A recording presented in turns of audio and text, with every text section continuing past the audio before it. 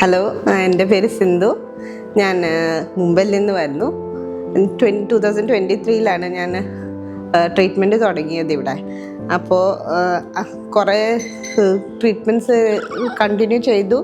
2024 September ആയപ്പോഴാണ് treatment സക്സസ്ഫുള്ളായി. അപ്പോൾ treatment സക്സസ്ഫുള്ളായിട്ട് IVF transfer ചെയ്തു. അത് സക്സസ്ഫുള്ളായിട്ട് ഇപ്പം May 6 കുഞ്ഞിനെ ഡെലിവറി ചെയ്തു.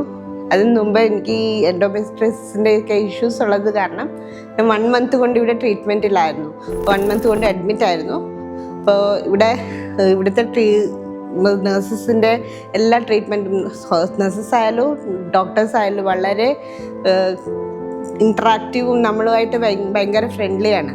അപ്പോൾ നമുക്ക് അങ്ങനെ ഒരു ഫീലിംഗ് തോന്നില്ല, നമ്മൾ ഹോസ്പിറ്റലിൽ വന്ന് അഡ്മിറ്റ് ആണെന്നുള്ള ഒരു ഫീലിങ്ങും നമുക്ക് തോന്നില്ല.